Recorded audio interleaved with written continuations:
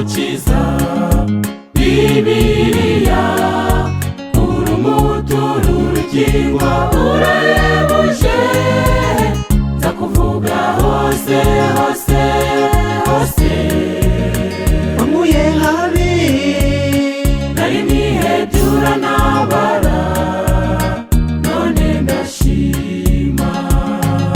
Nzakuririmba nzakurata, igitabo cyiza.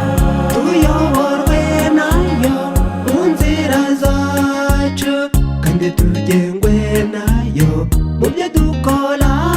nta wundi watuyobora ni Bibiliya, emera ugengwe nayo.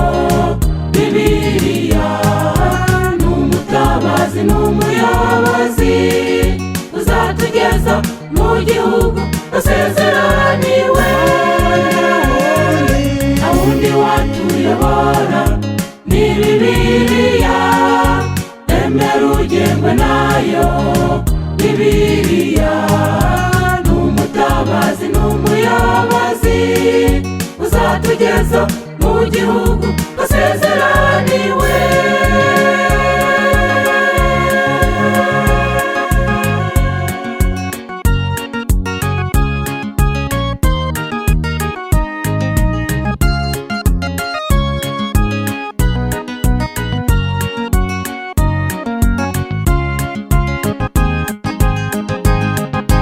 Iyo dusomye Bibiliya tubonamo amakuru y'ibyiringiro, aduha gutsinda ibishuko.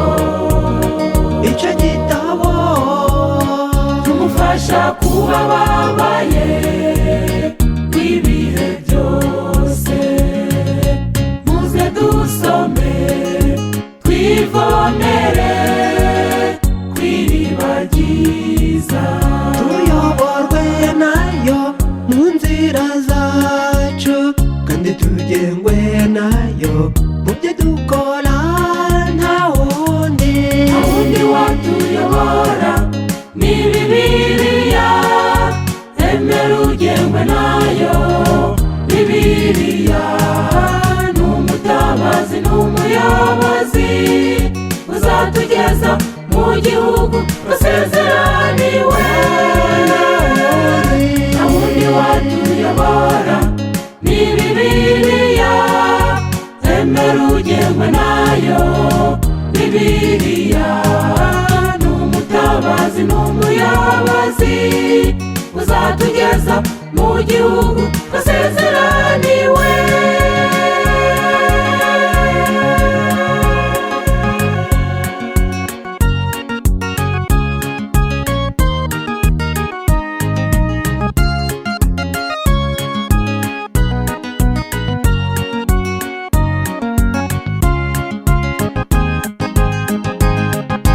icyo gitabo Bibiliya cyuje ubwenge n'urukundo, kirahebuje, kiduha gutsinda ibishuko.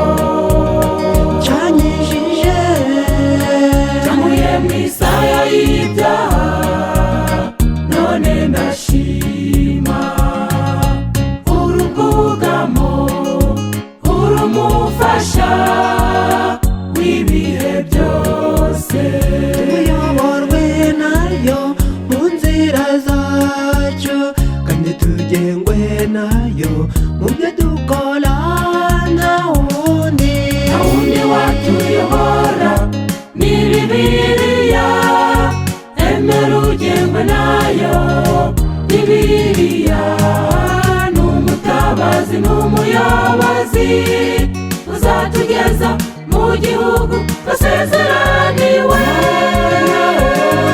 nta wundi watuyobora ni Bibiliya, emera ugengwe nayo. Bibiliya ni umutabazi n'umuyobozi, uzatugeza mu gihugu wasezeraniwe.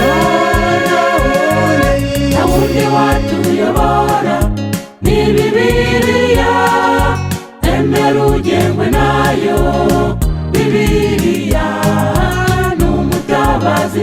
ubuyobozi buzatugeza mu gihugu twasezeranye.